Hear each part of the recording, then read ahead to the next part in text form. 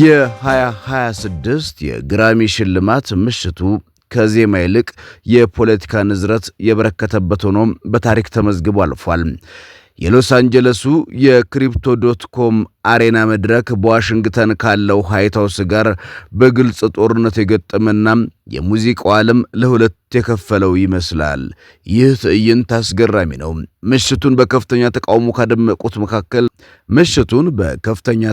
ካደመቁት መካከል የፖርቶሪኮ የራፕ ንጉስ ባድ በኒ ቀዳሚውን ስፍራ ይዛል። የዓመቱ ምርጥ የከተማ ሙዚቃ ሽልማቱን ለመቀበል ወደ መድረክ በወጣበት ወቅት የደስታ ስሜት ሳይሆን የሚታይበት ቁጣ ነበረ። ባድ በኒ የአሜሪካ ስደተኞች ጉዳይ አስፈጻሚ አካል ICE በቀጥታ ሊወገዝ በቅቷል። ባድ በኒ ICEን ከመውቀስ ባለፈ እኛ ባድ አይደለንም፣ እኛ ሰዎች ነን፣ እኛ አሜሪካውያን ነን፣ ICE ይውጣ ሲል ያሰማው ድምፅ በአዳራሹ የነበረውን ድባብ በአንድ ጊዜ ቀይሮታል።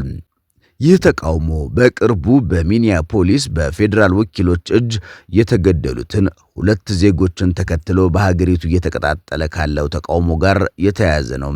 በተመሳሳይ ዝነኛዋ ቢሊ አይሽሊ በልብሷ ላይ ICE አውት የሚል አርማ በማድረግና በተሰረቀ መሬት ላይ ማንም ሕገወጥ ስደተኛ አይደለም በማለት የትራምፕን ጠንካራ የስደተኛ ፖሊሲ በይፋ ተገዳድራለች።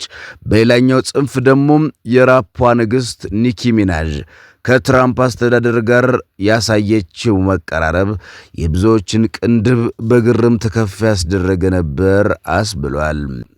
በግራሚ ምሽት ላይ ያልተገኘችው ኒኪ ባለፈው ሳምንት በዋይት ሃውስ ተገኝታ ከፕሬዚዳንት ትራምፕ ጋር መወያየቷ ይታወቃል። ትራምፕ ኒኪን በታሪክ ታላቋና ስኬታማዋ ሴት የራፕ ተጫዋች ሲሉ ማወደሳቸው አስተዳደራቸው በኪነ ጥበብ ዓለም ውስጥ ተጽዕኖ ፈጣሪዎችን በመጠቀም የፖለቲካ ድጋፍ ለማሰባሰብ እያደረገ ያለው ስልታዊ እርምጃ ተደርጎ ተወስዷል። የግራሚው መድረክ አስተናባሪ ትሬቨር ኖሃ ይህንን ሁኔታ በፈገግታ በታጀበ ቀልድ ቢያቀርበውም ከጀርባው ግን የሙዚቃው ኢንዱስትሪ ለሁለት መከፈሉን የሚያሳይ ትልቅ እውነት ነበረ።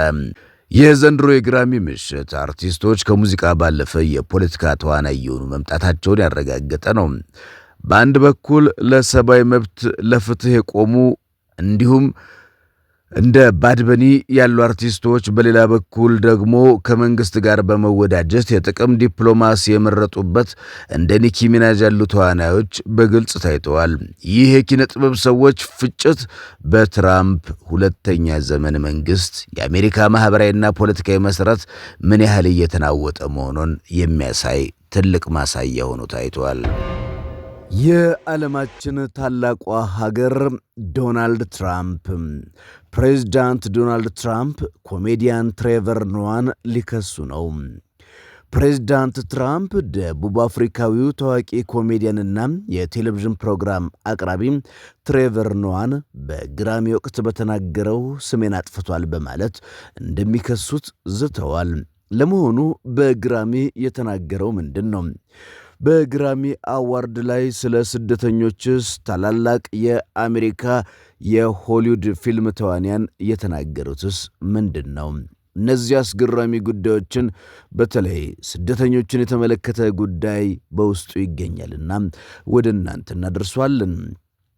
ፕሬዝዳንት ዶናልድ ትራምፕ አፍሪካዊው ታዋቂ ኮሜዲያንና የቴሌቪዥን ፕሮግራም አቅራቢ ትሬቨር ኖዋ በግራሚ ሽልማት ወቅት በተናገረው ስሜን አጥፍቷል በማለት እንደሚከሱት ዝተዋል። በሽልማቱ ስነ ስርዓት ላይ ኖዋ የዓመቱን ምርጥ ሙዚቃ ባስተዋወቀበት ጊዜ የዓመቱ ምርጥ ሽልማት የኤፕስታይን ደሴት ስለሌለን ትራምፕ ከቢል ክሊንተን ጋር የሚዝናኑበትን ግሪንላንድ ደሴትን አጥብቀው እንደሚፈልጉት ሁሉም አርቲስት የሚፈልገው ሽልማት ነበር ብሎ አስተዋወቀ። ዶናልድ ትራምፕን በጎን ነካ አደረጋቸው። ታዲያ እሳቸውም ይሄ ቀልዱ አልጣማቸውምና እከሰዋለሁ፣ ፍርድ ቤት አቆመዋለሁ ብለዋል። ትራምፕ ይህንን ንግግር ፍጹም ውሸት በማለት ስለ ቀድሞ ፕሬዝዳንት ቢል ክሊንተን ፕሬዝዳንቱ በዚህ ጉዳይ ላይ ምንም እንደማይሉና ስማቸው በስፋት የተነሳበት ጉዳይ እዛች ደሴት ላይም እንዳልተገኙ እንዲያውም ከአቅራቢያው እንዳልደረሱ በማህበራዊ ሚዲያ ገጻቸው ጽፈዋል። እንዲህ ያለው ክስም በመደበኛ መገናኛ ብዙሃን እንኳን እንዳልቀረበባቸው በመጥቀስ ኖዋ የተናገረው ነገር የቀልድ መስመር ያለፈ ስም ማጥፋት ነው ብለዋል።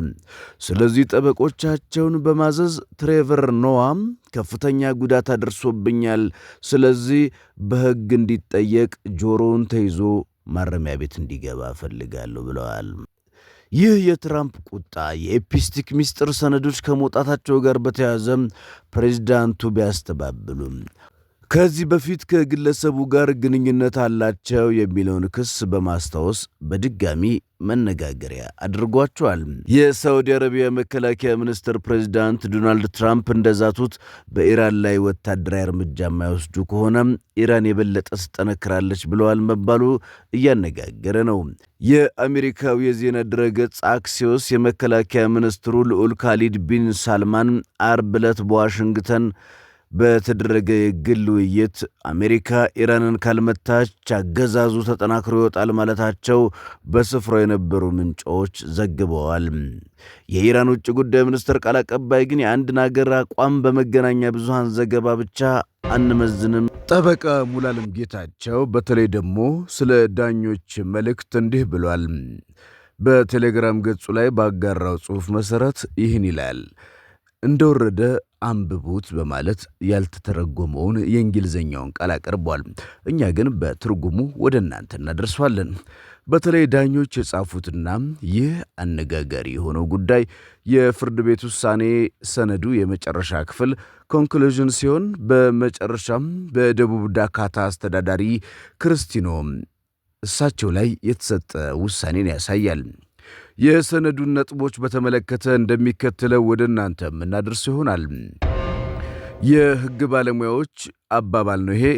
ሰነዱ እውነታው ካለ እውነታውን ተሟገት፣ ሕጉ ካለ ሕጉን ተሟገት፣ ሁሉንም ካልያስክ ደግሞ ጠረጴዛውን መታ በሚል የቆየ ሕግ ባለሙያዎች አባባል በመጥቀስ ይጀምራል።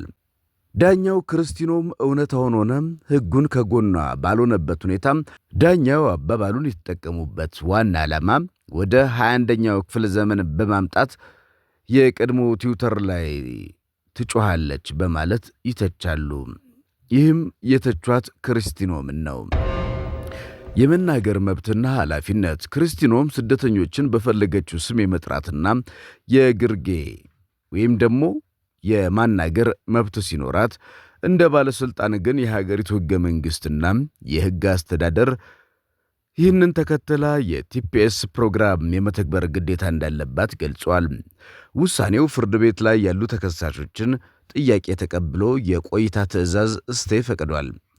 ባጭሩ ዳኛው ምንድን ነው ያሉት? ዳኛው እንደሚሉት ከሆነ ክርስቲኖም በሕግ መመራት ሲገባት በማህበራዊ ሚዲያ ላይ መጮህን መርጣለች በማለት ዳኞች ወቅሰዋል። ለተከሳሾችም ወግነዋል።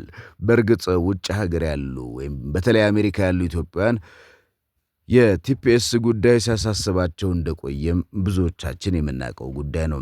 ታዲያ ዳኛውም ይህንን አክል አድርገው እንዲህ ብለዋል።